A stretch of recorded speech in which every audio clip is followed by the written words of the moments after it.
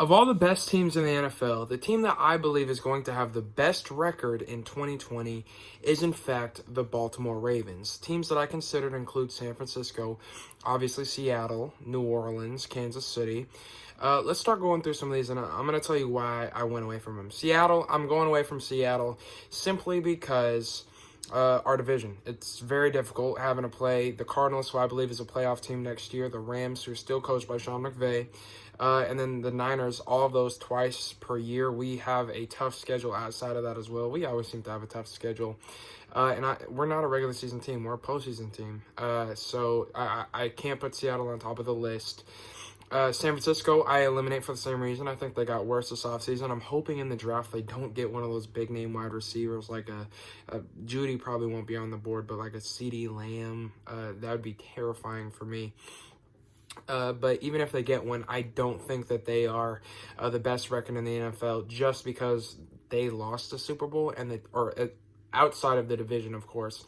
But they lost the Super Bowl, and whoever loses the Super Bowl typically has a hangover, just like the winners do. So I say San Francisco takes a step back next regular season, and I don't have them as the best record in the NFL.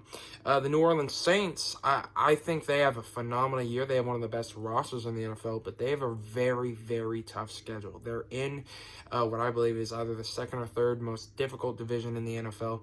NFC West, number one. NFC South is right up there with them, especially now that Tom Brady's in that division. They also have to play the AFC West, which means they play Kansas City. They also have a game at San Francisco.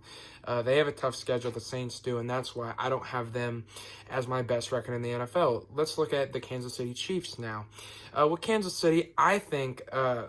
I said this in previous videos. The fact that you can come back in a playoff game against a really good team in the first half, down 24 points, and before the first half is over, you're leading against that team. What was it, 51 straight points by these guys? Just ridiculous what they're able to do in comeback fashion. They're going to be overconfident. They just won the Super Bowl. They're on top of the world. They're celebrating. Good for them. But regular season games aren't going to mean as much. And you're going to get every single team's best shot. That's why I don't think Kansas City has the best record in the NFL last year. Now we get to Baltimore. And Baltimore's schedule this year, they actually got some pretty good breaks. They play the AFC South with Tennessee, Houston without DeAndre Hopkins, Indianapolis with a new quarterback. And then Jacksonville, we all know how bad they are every single year. And then they play the NFC East as well, which is Dallas, Philadelphia. Dallas is going to be worse. Philadelphia is going to be the best team in that division. But they also play Washington, who is a bottom feeder, as well as the New York Giants, who are going to struggle, especially after getting a new head coach and not being able to implement his full system to the best of their abilities due to the coronavirus.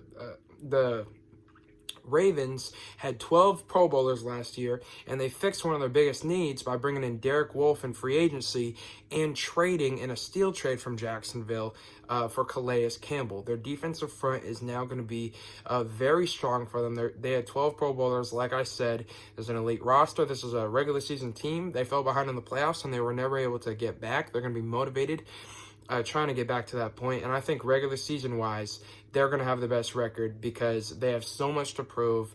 They feel like last year should have been their year rather than Kansas City's, and they definitely let down thousands, if not millions of people that are their fans. That's why I think over Seattle, unfortunately, San Francisco, New Orleans, and Kansas City, Baltimore will have the best record in 2020.